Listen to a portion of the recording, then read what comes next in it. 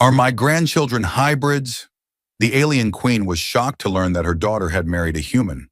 The transport ship's landing gear had barely settled on the palace courtyard when Lyra's stomach attempted to relocate itself somewhere near her throat. 5 years. 5 entire years since she'd last stood on home soil, and apparently her body had decided this was the perfect moment to remind her that courage and nausea were not mutually exclusive states of being.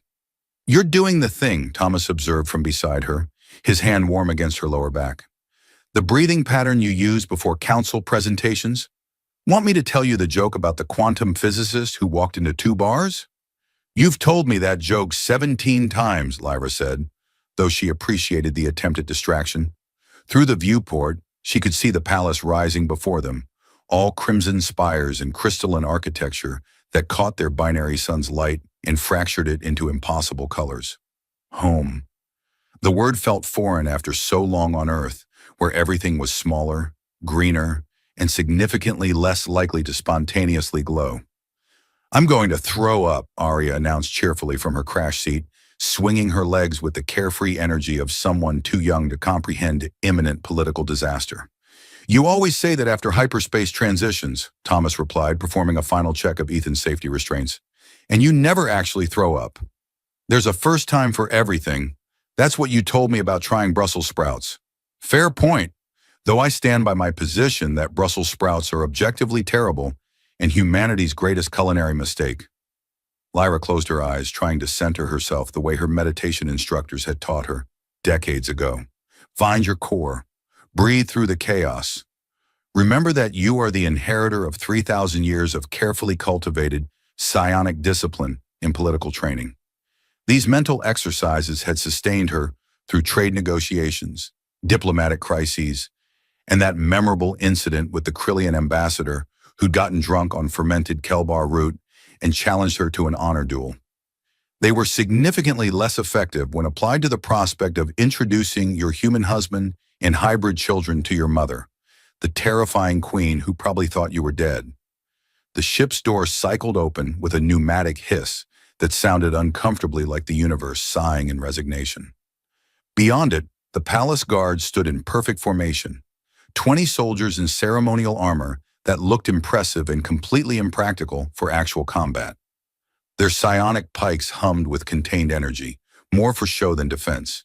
The palace hadn't faced a genuine threat in 70 years, but tradition demanded displays of martial readiness regardless of relevance. "Is that lady made of rubies?" Arya whispered, her violet eyes wide as she took in the captain of the guard, whose scarlet skin gleamed like polished gemstone in the afternoon light. "That's melanin expression combined with copper-based blood chemistry," Thomas said in his patient teacher voice. The one that had apparently survived the transition from Wisconsin high school to interstellar culture shock. Very different biological process from Earth gemstones, though the visual similarity is striking. "We talked about this, remember?" "I remember. I just think she looks like a really fancy rock." Lyra stifled a laugh that wanted to escape as hysteria. Her 4-year-old daughter had just compared the palace guard captain to decorative geology, and they hadn't even reached the actual throne room yet. This was going wonderfully. Ethan, blissfully unaware of social complexity, had discovered that the ship's interior panels made interesting sounds when tapped rhythmically. He was working his way through what might have been a song or might have been random noise. With 3-year-olds, the distinction was often academic. Then he vanished. "Oh no," Thomas said with the weary resignation of someone who dealt with this exact scenario at least 40 times. "Lyra, he's doing the thing again."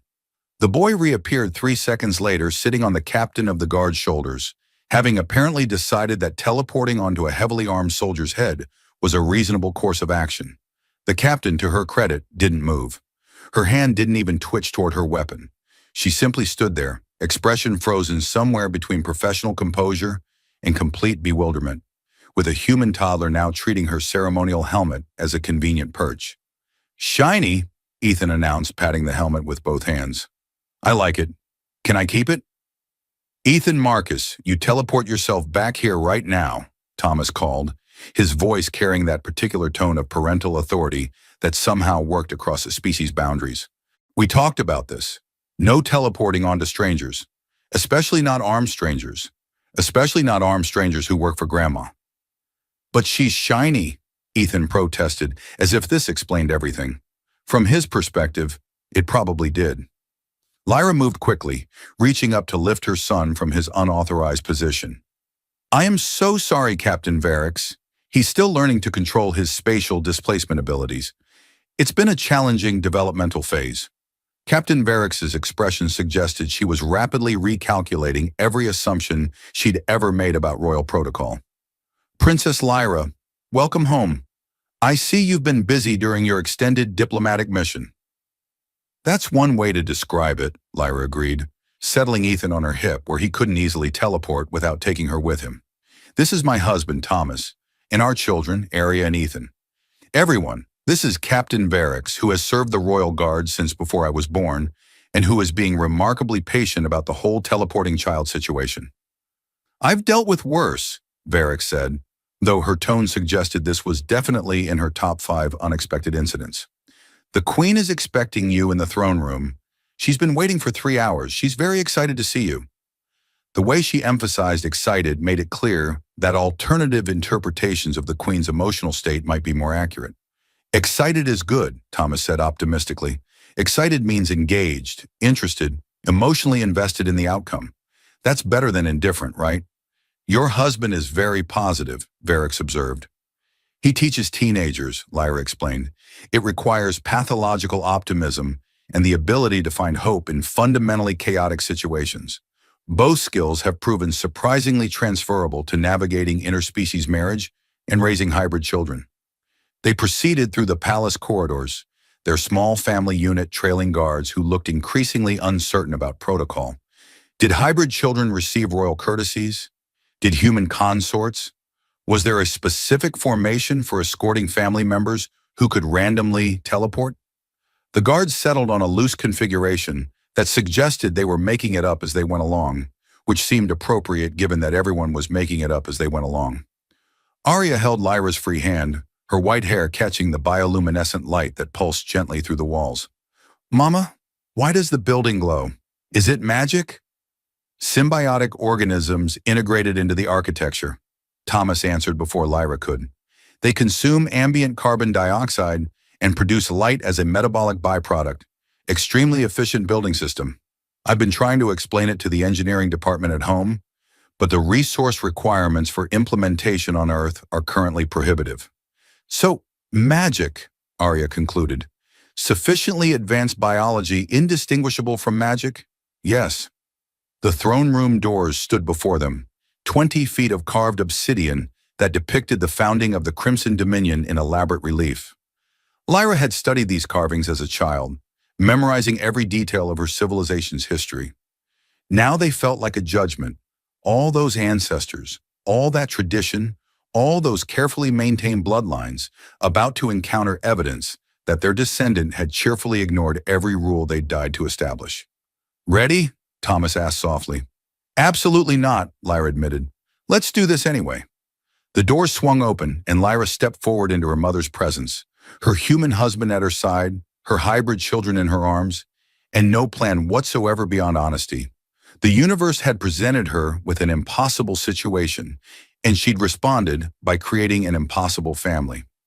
Now came the part where she found out whether love could actually conquer deeply entrenched political protocols, or whether she just made a catastrophic mistake that would haunt multiple star systems. Either way, Ethan was probably going to teleport onto something inappropriate before this conversation ended. Lyra had accepted this as inevitable. Some things transcended species boundaries, and toddler chaos was apparently universal. Queen Valendra sat motionless on her throne, a figure carved from controlled fury and 3,000 years of accumulated royal precedent. Her scarlet skin seemed to absorb the light rather than reflect it, creating an aura of darkness that made the crystalline chamber feel smaller than its actual dimensions. Lyra had forgotten how her mother could make a room shrink through sheer presence alone, how silence could become a weapon when wielded with sufficient expertise. You're late, Valendra said, her voice cutting through the throne room like a blade through vacuum. I specified 1400 hours local time.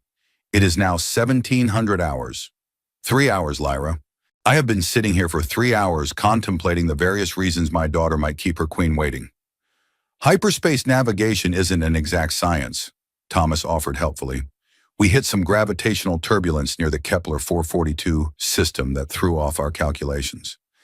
I actually have some fascinating data about spatial distortion effects if you'd like to. I would not. Valendra's gaze fixed on Thomas with the intensity of a targeting laser. You are the human. Guilty as charged, Thomas agreed. Thomas Marcus, secondary school history teacher, amateur astronomer, and apparently your son-in-law. Nice to meet you. Love what you've done with the palace. The bioluminescent integration is really impressive. Do the organisms require specific maintenance protocols, or are they self-sustaining? Lyra closed her eyes. Her husband was attempting to discuss architecture with her mother. Her mother, who once stared down a trade delegation until they apologized for existing in her presence. This was either catastrophically brave or catastrophically stupid, and Lyra genuinely couldn't determine which. Self-sustaining, Valendra answered after a pause that lasted approximately 17 years. They metabolize atmospheric gases and reproduce through binary fission. They have maintained the palace infrastructure for 6 centuries with minimal intervention. That's incredible. We've been trying to develop similar systems on Earth, but our atmospheric composition creates challenges for... Mother, Lyra interrupted, before Thomas could launch into a full lecture on comparative xenobiology. I know I have violated approximately 17 different protocols by being here.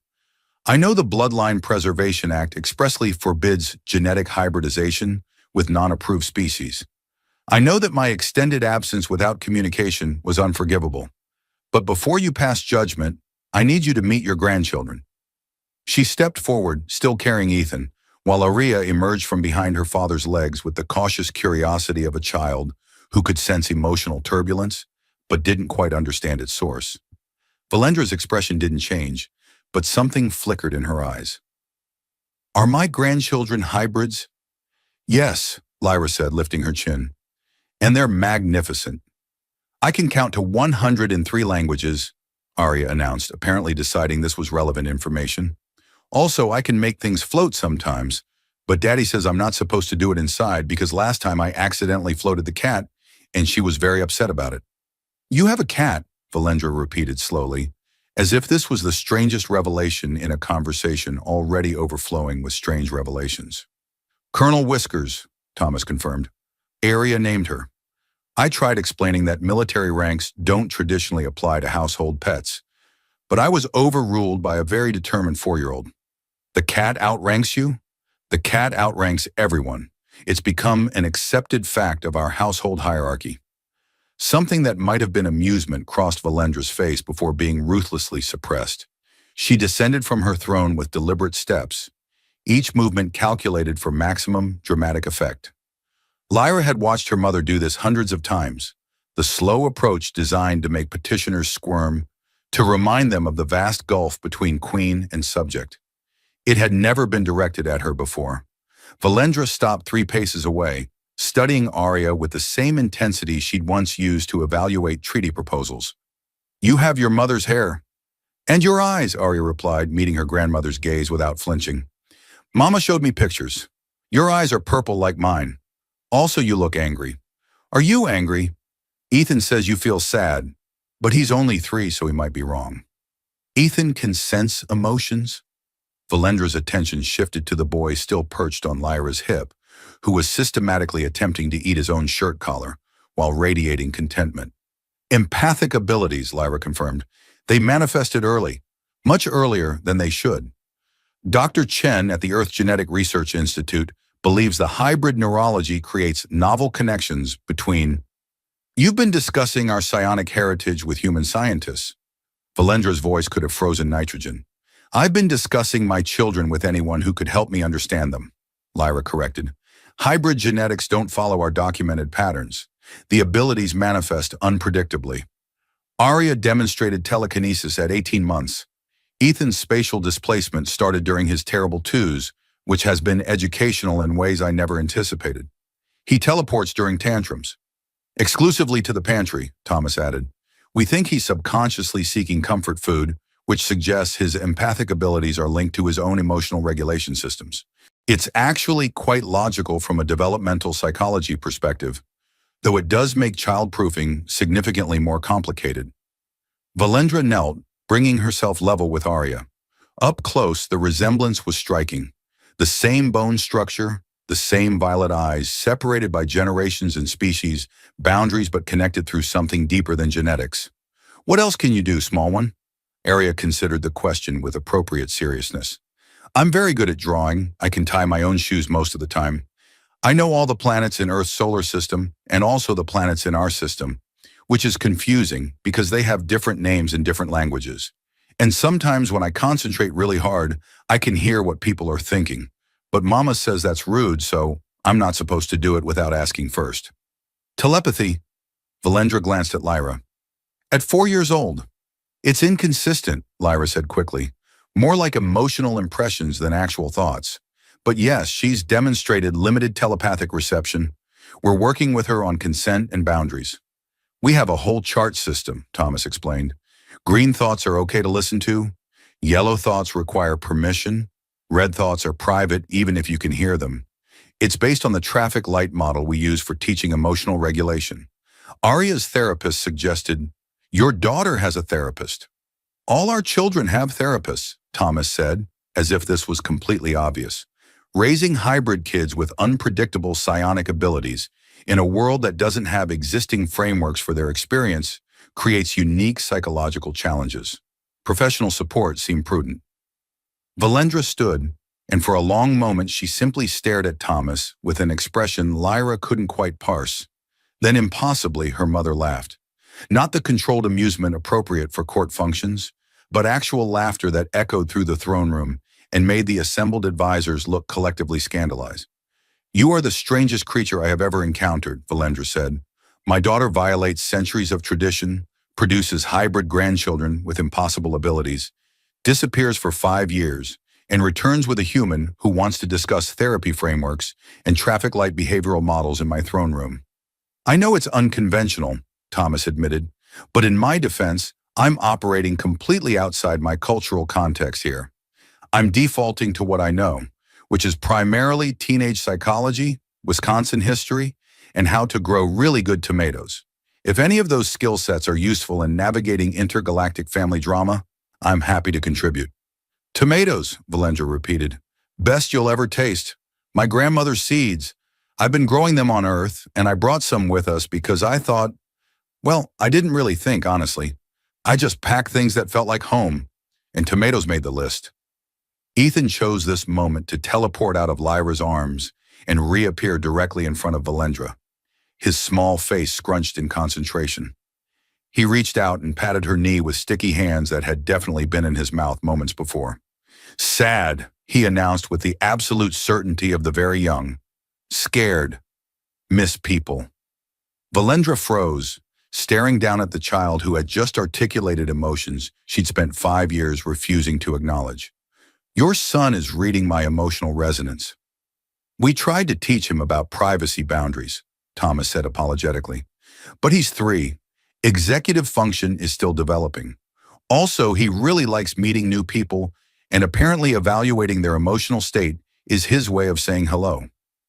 He says I'm sad, Valendra said softly, and for the first time since Lyra had entered the throne room, her mother's absolute control wavered. He says I miss people. You held memorial services for me, Lyra said quietly. Thomas found the public records. You declared me dead after 3 years of silence. You mourned me, Mother. Of course I mourned you. Valendra's voice cracked, centuries of royal composure fracturing around the edges. You were my daughter. You disappeared. I thought I'd lost you the way I lost your father. And now you return with a family I never knew existed. With grandchildren who can read my emotions and teleport onto inappropriate surfaces, with a human who wants to discuss tomatoes, and I don't know whether to embrace you or exile you or simply sit down because my legs suddenly feel unreliable. Sitting is good, Thomas suggested. I recommend sitting. Maybe we all sit and talk like actual people instead of political entities. The throne room, which had hosted formal ceremonies for 3 millennia, suddenly became a place where people sat on the floor. Valendra lowered herself with the careful dignity of someone trying to maintain composure, while everything they understood about protocol collapsed around them. Lyra joined her, then Thomas, creating a small circle of informality in the middle of crystalline perfection. The court advisors looked collectively ready to faint. "This is highly irregular," someone whispered from the shadows near the eastern colonnade. "Kelrin, if you're going to comment, do it where I can see you," Valendra said without turning her head. "Lurking in corners makes you look suspicious." A tall figure emerged, his long ears twitching with barely suppressed excitement. "Your Majesty, I wasn't lurking. I was observing. There's a significant difference from a scientific methodology standpoint." "This is Kelrin, our chief science advisor," Lyra told Thomas. "He's brilliant, has no social awareness whatsoever, and once accidentally set his own laboratory on fire trying to prove a theory about combustion in low-oxygen environments." "The fire proved my hypothesis was correct," Kelrin protested. "That the laboratory was inside the fire was an unfortunate side effect." "How do you accidentally put a laboratory inside a fire?" Thomas asked with genuine curiosity. "Poor spatial planning and excessive enthusiasm. The formal inquiry cited 17 separate safety violations, though I maintain that 14 of them were technically suggestions rather than actual regulations." Arya had discovered that the obsidian floor was remarkably slippery and had begun sliding across it in her socks, making small, pleased sounds with each successful glide. "Mama, can we get floors like this at home? These are way better than hardwood." "Our floors are fine," Lyra said, though she watched her daughter with obvious affection. "And you're going to fall and crack your head open." "That's what you said about the tree climbing, and I only fell twice." "Twice is 2 times too many." "Mathematically accurate, but experientially limiting," Arya replied, which was definitely something she'd learned from Thomas. Ethan had settled into Valendra's lap with the confidence of someone who had never encountered a person who didn't immediately love him. He was systematically examining her ceremonial jewelry, his small fingers tracing the intricate metalwork with fascinated attention. "Pretty. Shiny. Heavy." "Very heavy," Valendra confirmed. "This necklace alone weighs 3 kilograms. It's made from compressed stellar matter harvested from a dying star system 600 years ago. Wearing it is essentially a continuous neck-strengthening exercise." "Why wear heavy things if they hurt?" "Tradition," Valendra said, then paused. "Actually, that's a reasonable question. Why do we maintain traditions that cause physical discomfort?" "Kelrin, make a note. I want a full analysis of ceremonial garment weight distribution and its impact on long-term skeletal health." "I'll add it to the list," Kelrin said, his datapad already out. "Right after the hybrid genetics study, the architectural bioluminescence efficiency review, and the investigation into why the Eastern Wing's climate control keeps making that clicking sound." Thomas had been studying the throne room ceiling with the focused attention of someone trying to work out a particularly complex problem. The crystalline matrix in the support structures, is that naturally occurring or artificially grown? "Artificially grown," Kelrin answered before Valendra could. "We seed microscopic crystal structures in a nutrient solution and use directed psionic energy to guide their development. Takes approximately 40 years to grow a single support column. The throne room took 3 centuries to complete." "That's incredible. We have similar crystal growing techniques on Earth, but nothing at this scale. The energy requirements alone must be enormous. How do you maintain stability during the growth process?" "Rotating teams of psionic specialists focusing harmonic resonance patterns through..." Kelrin stopped, his eyes widening.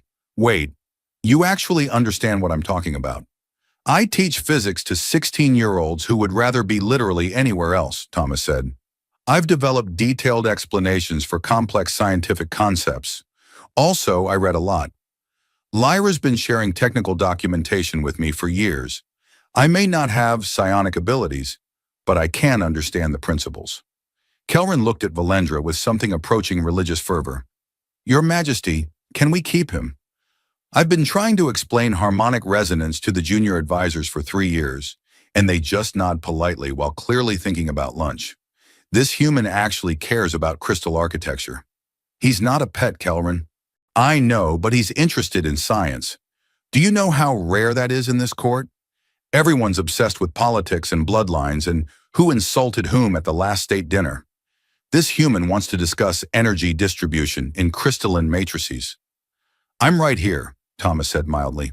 Also, I prefer being referred to by name rather than this human. It makes me feel like a specimen. Sorry, Thomas wants to discuss crystalline matrices.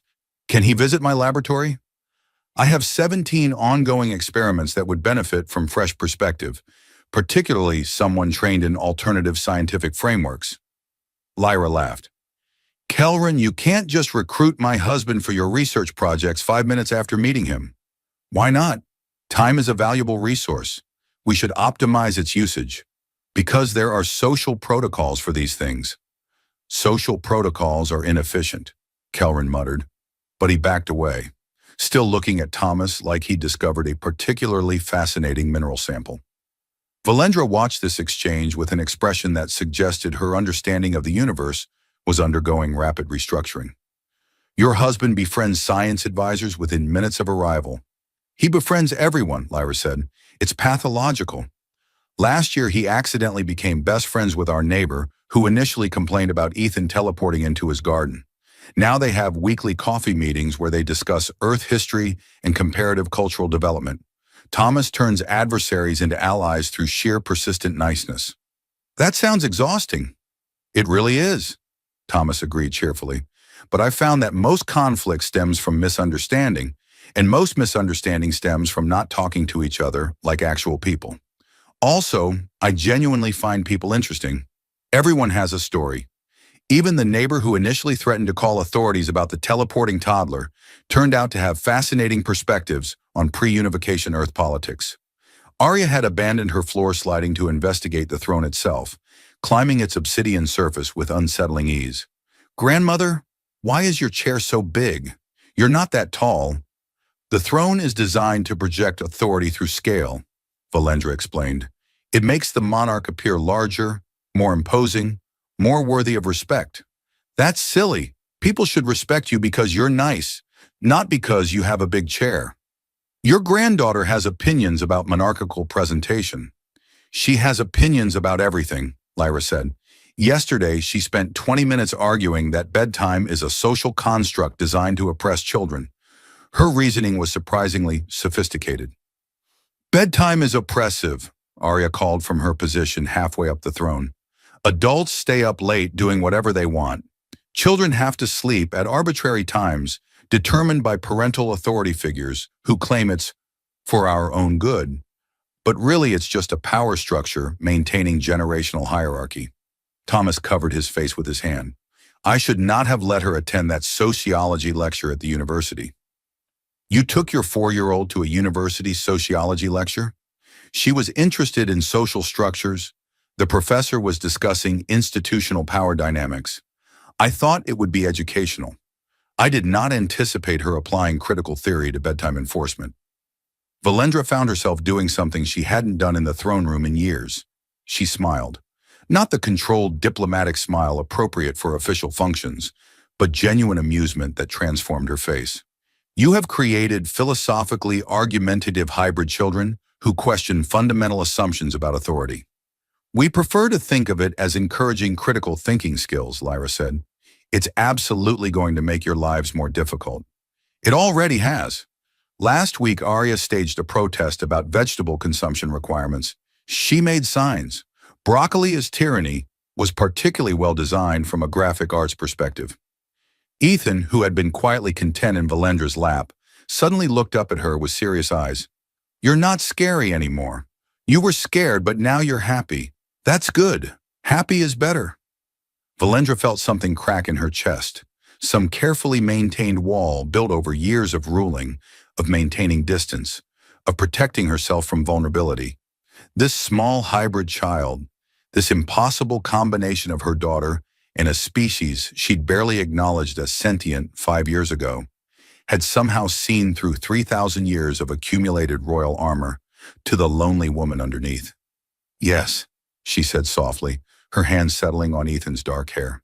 Happy is better. I had forgotten that. A commotion at the throne room's entrance interrupted what had become the strangest royal audience in recorded history.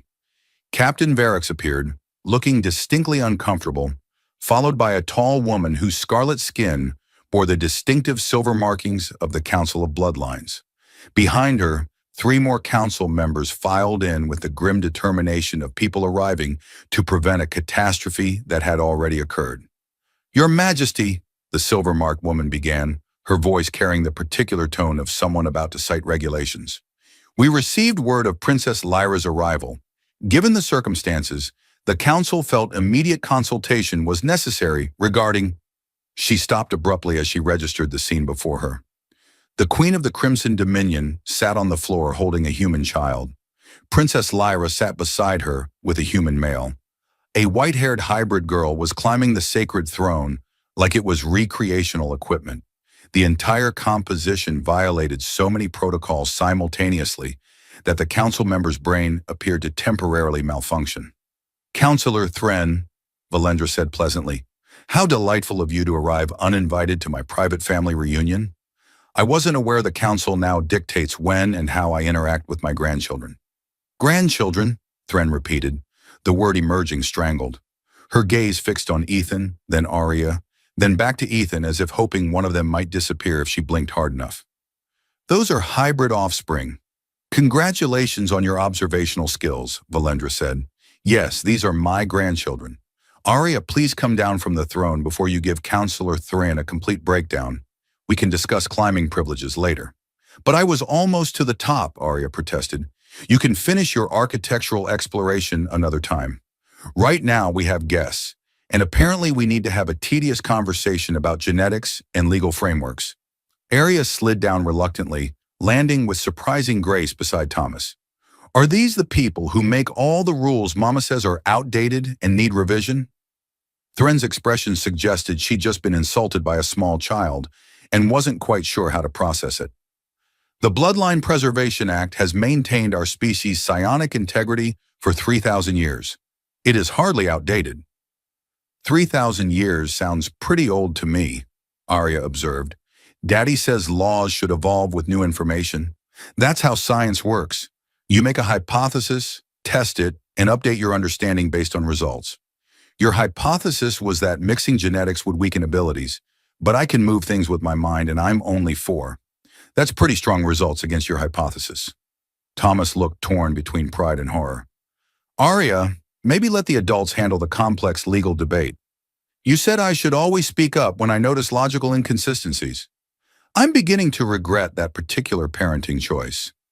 One of the other council members, an older male with ceremonial scars marking his face, stepped forward. "The child makes an interesting point, actually. If hybrid offspring demonstrate enhanced or novel psionic capabilities, that would indeed challenge our fundamental assumptions about genetic preservation." "Thank you, Councillor Draven, for acknowledging basic logic," Lyra said. "My children are living proof that our understanding of genetics is incomplete. Arya demonstrated telekinesis at 18 months. Ethan can sense emotions at 3 years old and teleport short distances. These aren't diminished abilities. They're accelerated development patterns we don't fully understand. Or they're dangerous anomalies that could destabilize carefully maintained genetic lines," Thren countered. "We have protocols for a reason. Uncontrolled hybridization could introduce unpredictable variables into—" "I'm not a variable," Arya interrupted, her violet eyes flashing. "I'm a person, and that lady is being mean about me existing, which seems really rude considering I didn't ask to be born." "I just am." Silence fell over the throne room. Even Thren seemed momentarily disarmed by the simple clarity of a child pointing out that her existence was being debated like a theoretical problem rather than a lived reality. Kelrin, who had been furiously taking notes on his datapad, spoke up. "From a purely scientific standpoint, the hybrid genetics present unprecedented research opportunities. The children demonstrate abilities that shouldn't be possible given our current understanding of psionic inheritance. Ethan's empathic manifestation at 3 years old alone warrants comprehensive study. We're observing the emergence of potentially entirely new expressions of psionic capability." "We're not studying my grandchildren like laboratory specimens," Valendra said sharply. "Kelrin, I appreciate your enthusiasm, but these are family members, not experiments." "I wasn't suggesting invasive research," Kelrin said quickly. "Just observational documentation and perhaps some voluntary neurological mapping if the parents consent and the children are comfortable, and we follow all ethical protocols, and he trailed off under Valendra's withering stare. I'll stop talking now. Thomas cleared his throat. If I may offer a perspective from someone who has absolutely no authority in this situation, but does have relevant experience, I've spent 5 years watching my children grow up navigating two completely different biological heritages. They're not dangerous. They're not anomalies. They're just kids who happen to have some really interesting abilities that we're helping them learn to manage responsibly. You're human, Thren said, as if this explained everything. You have no concept of the complexities involved in maintaining psionic bloodlines across generations. Your species has barely achieved basic spaceflight. What could you possibly understand about genetic heritage that spans millennia? Well, humans spent thousands of years fighting wars over who had the right bloodlines, Thomas replied evenly. Royalty, nobility, caste systems, racial purity doctrines. We tried all of it. Most of those systems caused tremendous suffering and were eventually abandoned when we realized that diversity actually strengthens species rather than weakening them. So I understand plenty about genetic heritage arguments. I just understand them from the perspective of someone whose civilization already learned this lesson the hard way. The throne room went very quiet. Lyra felt a surge of fierce pride watching her husband calmly explain human history to an alien council member who clearly expected him to be intellectually inferior. Thomas had this gift for making profound observations sound like casual conversation, for introducing revolutionary ideas as if they were merely interesting thoughts worth considering. Draven nodded slowly. And compelling historical parallel. Our own records show similar conflicts in our pre-spaceflight era. Genetic superiority arguments, bloodline wars, systematic exclusion of those deemed impure. We pride ourselves on having evolved beyond such primitive thinking. Yet here we are invoking those same concepts under the guise of scientific preservation. That's completely different, Thren protested. We're protecting documented psionic capabilities, not making arbitrary judgments about worth or... I can hear you thinking, Arya announced suddenly, her small face scrunched in concentration. You're really angry and also scared. You think my brother and me being born means something bad is happening, but we're not bad. We're just different. Thren stepped back as if physically struck. She's reading my thoughts. That's a violation of... She's 4 years old demonstrating telepathic reception that shouldn't manifest for another decade, Valendra interrupted, which rather proves the point that hybrid genetics produce unexpected capabilities. Now, Arya, what have we discussed about consent and mental privacy? That I should ask before listening to thoughts, Arya said, looking genuinely contrite. Sorry, but she was thinking really loud thoughts about us, and I got curious. Curiosity doesn't override consent. Apologize to Counselor Thren. I'm sorry I read your thoughts without asking, Arya said dutifully, even though they were about me and Ethan, which seems like they should be our business. But Mama says privacy rules apply anyway. Thren looked like she was having several crises simultaneously and couldn't decide which to address first. Ethan had grown bored with the adult conversation and was now attempting to teach himself to juggle using 3 decorative energy crystals he'd collected from a nearby display pedestal. Each crystal hummed with stored psionic energy, the kind typically used to power communication arrays across star systems. Watching a 3-year-old treat them like toys was giving several council members visible anxiety. Those are calibrated resonance crystals, one of the younger counselors said weakly. Each one costs approximately 7,000 credits. They're not really meant for... Ethan vanished mid-juggle. The crystals hung suspended in the air for a moment before clattering to the floor. 3 seconds later, the boy reappeared sitting on Counselor Draven's shoulders, having apparently decided this was an excellent vantage point. Shiny man has good view, Ethan announced, patting Draven's bald head with enthusiasm. I like it up here. Draven, to his credit, didn't move. Your grandson has remarkable spatial displacement accuracy for his age. That teleport was at least 15 meters, and he materialized precisely where he intended. Most initiates can't achieve that level of control until their 2nd decade. He practices constantly, Thomas said, moving to retrieve his son. Usually when we're trying to prevent him from practicing. Last month he teleported himself into the neighbor's house during dinner. Just appeared in their dining room, said hello, and asked if they had any cookies. I've never apologized so extensively in my life. Did they have cookies? Arya asked, priorities clearly established. They did, actually. Mrs. Patterson gave him 3 and sent him home with a lecture about boundaries and spatial intrusion, which is apparently the same lecture regardless of whether you're talking about human social norms or psionic ethics. Lyra stood, brushing off her ceremonial robes. Mother Council members, we can continue debating the theoretical implications of my children's existence, or we can address the actual situation. I'm not leaving. Thomas and I are married according to both Earth and Crimson Dominion legal frameworks. Yes, I filed the proper documentation with our interstellar embassy, Counselor Thren, before you ask. Our children exist. They're citizens of both worlds by birth. No amount of protocol discussion will change these facts. The Bloodline Preservation Act, Thren began, is 3,000 years old and contains no provisions for situations like this because our ancestors couldn't conceive of compatible hybridization with other species, Lyra interrupted. Legal frameworks that don't account for new realities aren't sacred texts. They're incomplete documents requiring amendment. Valendra rose from the floor with deliberate grace, still holding Ethan, who had teleported back to her arms. Lyra is correct. The Council can argue precedent all you want, but my grandchildren exist. The question isn't whether they should exist. They do. The question is how we adapt our society to include them. That's an incredibly radical position, Your Majesty, Thren said carefully. You're suggesting we rewrite fundamental laws because your daughter chose to violate them? I'm suggesting we rewrite outdated laws because reality has overtaken our assumptions, Valendra corrected. And yes, because my daughter proved our assumptions wrong. Sometimes radical revision is necessary. Our ancestors understood this, which is why our legal code includes amendment procedures. They anticipated that future generations might encounter situations requiring new approaches. Kelrin had been conducting some kind of calculation on his datapad. Actually, if you review the foundational documents from the first navigators, there's explicit language about adapting to discoveries beyond present comprehension. The original framers of our legal system built in flexibility specifically because they recognized their own limitations. That's a very liberal interpretation, Thren argued. It's a textual interpretation, Kelrin countered. I'm literally reading their words. Let those who follow be not bound by our ignorance, but freed by our principles. That's from the Constitutional Founding, Section 3, Paragraph 17.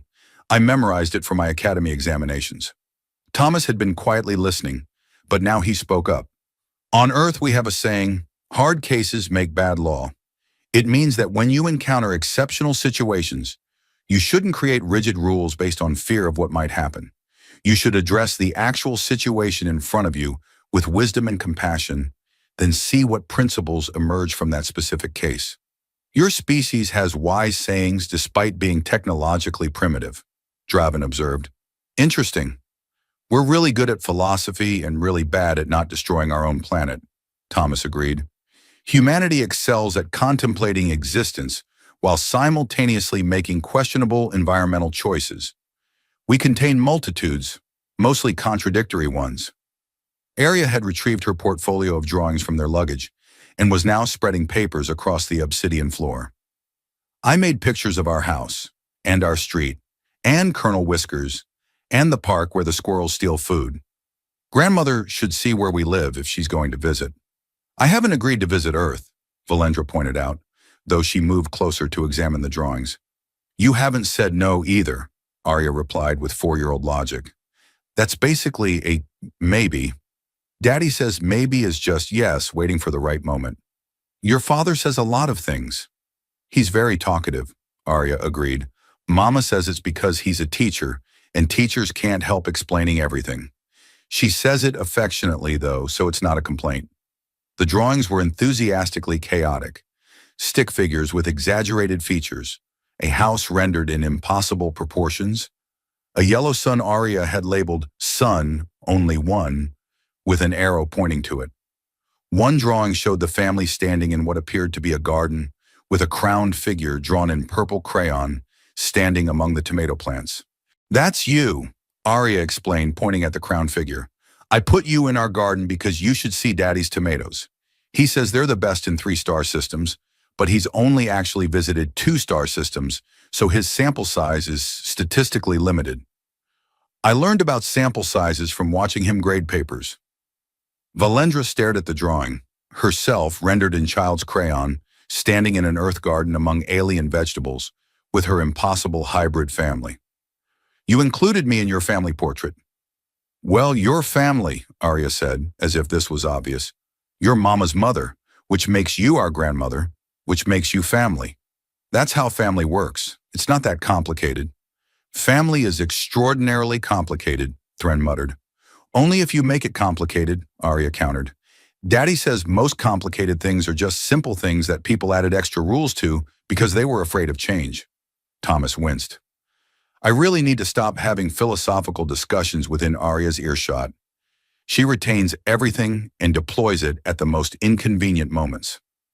That's called being an effective learner, Kelrin said approvingly. She synthesizes information and applies it contextually. That's advanced cognitive processing. That's what makes bedtime arguments so exhausting, Lyra said. She uses sophisticated reasoning to challenge every parental decision. Yesterday, she argued that if adults can choose their own bedtimes, mandatory child bedtimes represent age-based discrimination that violates principles of individual autonomy.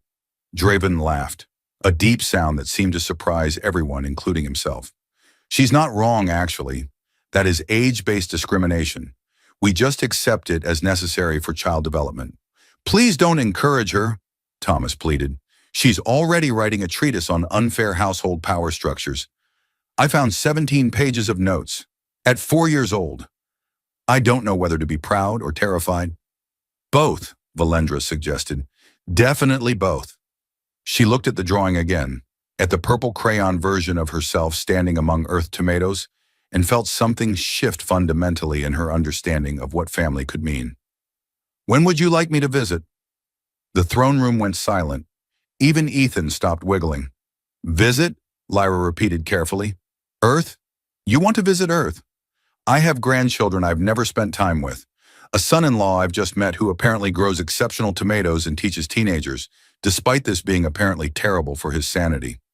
A daughter who disappeared for 5 years and returned with an entire life I know nothing about. Yes, Lyra, I want to visit. Unless you prefer I didn't. No, yes, Lyra stopped, took a breath. I would love for you to visit. The children have been asking about you for years.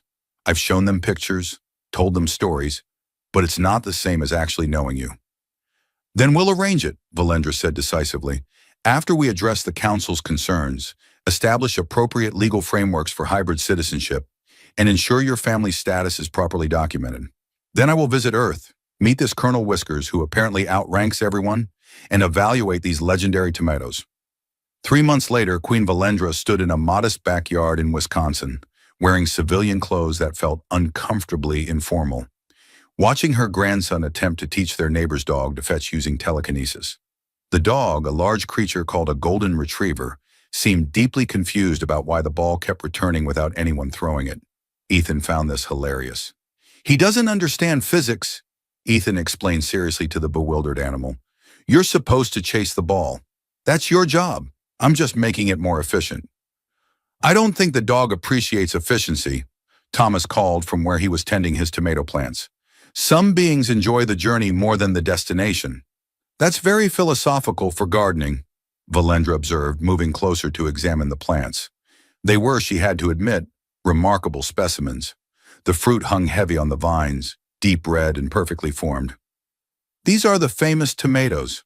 4 generations of selective cultivation, Wisconsin soil, and what my grandmother called talking to them nice, Thomas said, gently adjusting a vine. I've tried explaining the scientific principles to Lyra, but honestly, half of gardening is just paying attention and hoping for the best. That applies to most things, Valendra said. I've ruled for 40 years using approximately the same methodology. Thomas laughed, the sound easy and genuine. Over the past 3 months of regular communication, and now this week-long visit, Valendra had discovered her son-in-law possessed a remarkable ability to make profound observations sound like casual chat. He'd also taught her to appreciate human coffee, which was simultaneously terrible and essential. Inside the house, Lyra and Arya were attempting to bake something called cookies, a process that involved significant laughter and what sounded like minor property damage. Colonel Whiskers, the alleged military commander of the household, was supervising from a safe distance on top of the refrigerator. The council finalized the amendment last week, Valendra said, watching Ethan demonstrate his juggling skills to the dog. Hybrid citizenship is now officially recognized under Crimson Dominion law. Your children have full legal status in both worlds. I saw the documentation, Thomas said. Lyra cried for 20 minutes when she read it. Happy crying, to be clear, the relieved kind. She was worried. She was terrified. We both were. Bringing the kids here, not knowing if they'd be accepted, if we'd be recognized as a legitimate family. He paused, selecting his words carefully. Thank you. For choosing them. For choosing us. I chose reality over comfort, Valendra corrected. Though I'll admit, reality has proven more interesting than I anticipated. Your neighbor, Mrs. Patterson, invited me to something called a book club. I'm still not entirely sure what it involves, but apparently there's wine. It involves wine and talking about a book nobody actually finished reading, Thomas explained. It's social bonding disguised as literary analysis. You'll fit right in. Arya burst through the back door, white hair flying, holding a plate of smoking objects that might have once been intended as food. Grandmother, we made cookies. They're a little burnt, but Mama says that's how we learn through experimental failure. The cookies were, in fact, aggressively burnt. They looked like they'd been involved in a small industrial accident. Valendra took one anyway, bit into it, and managed not to grimace. Delicious, very crunchy. You don't have to lie, Arya said. They're terrible. But we tried, and trying is important. Also, we learned that ovens are hotter than we thought, which is valuable information for next time. Lyra emerged looking apologetic, flowers somehow in her hair. I'm not sure how she convinced me that we should bake without consulting any recipes or temperature guidelines. Something about experiential learning. She used your own educational philosophy against you, Valendra observed. That's quite sophisticated manipulation for a 4-year-old. 4 3/4, Arya corrected. The 3/4 is important. Also, I prefer to think of it as applied persuasion rather than manipulation. Manipulation sounds mean. Ethan had abandoned the confused dog and was now attempting to climb into the tomato plants, apparently determined to sample them directly from the vine. Thomas redirected him with practiced ease, producing a small container of pre-picked tomatoes that he'd clearly prepared for exactly this scenario. You really do have extensive experience managing chaos, Valendra remarked. 15 years teaching high school, Thomas said. Before that, I thought I understood chaos. Then I encountered 30 teenagers simultaneously texting during a lesson on the Industrial Revolution. That's when I learned true chaos management. Yet you chose to have children anyway. Well, these ones are mine, which makes the chaos more meaningful. Also, they can teleport, which adds an exciting dimension of spatial unpredictability that regular children lack. A commotion from the front yard drew their attention. Kelrin materialized literally via personal teleportation device, looking excited and slightly disheveled. He'd been visiting Earth for the past week, ostensibly as part of Valendra's diplomatic escort, but actually because he wanted to examine human scientific institutions. He was currently wearing a t-shirt he'd acquired from something called MIT that proclaimed, "My other shirt is a Schrödinger equation." Kelrin, Valendra said wearily, we discussed materialization protocols. You're supposed to arrive at designated transport points, not directly into residential neighborhoods. But I have exciting news, Kelrin protested. The Earth scientists at the Genetic Research Institute want to publish a collaborative paper on hybrid psionic development. They've been working with Dr. Chen to map Arya and Ethan's neurological patterns with full parental consent and appropriate ethical oversight, and the results are extraordinary. They're proposing an entirely new model of inherited trait expression. That sounds fascinating, Thomas said, managing to sound genuinely interested despite clearly not understanding half the technical terms. It is. They've asked if I want to co-author, and I've invited 3 of their researchers to visit our laboratories. This could establish ongoing scientific exchange between our civilizations. All because your grandchildren's genetics are so wonderfully weird. Please don't describe my grandchildren as weird, Valendra said, though without real heat. Statistically anomalous? Kelvin tried. Better. Arya had finished distributing burnt cookies and was now showing Kelvin her latest drawings, which included detailed architectural plans for what she described as a house that exists in two places at once using quantum superposition principles. Kelvin was taking her completely seriously and offering technical suggestions. She's designing impossible buildings with our chief science advisor, Lyra observed. This is my life now. Could be worse, Thomas said. She could be designing possible buildings, and then we'd actually have to figure out how to construct them. Valendra found herself smiling, something she'd done more in the past 3 months than in the previous 3 years. Standing in this small earth garden, surrounded by hybrid grandchildren and burnt cookies and confused dogs, she felt something she hadn't experienced since before her husband's death. Simple contentment. Not the satisfaction of successful governance or the pride of political victory, but the quiet joy of family existing together without purpose beyond existence itself. Your Majesty? Captain Varix appeared from around the side of the house, looking uncomfortable in civilian clothes. The Council is requesting your presence via communication link. They have questions about the trade delegation scheduling. Tell them I'm busy, Valendra said. Varix blinked. Busy, Your Majesty? Yes, I'm eating burnt cookies with my grandchildren and learning about earth gardening. The Council can manage without me for another hour.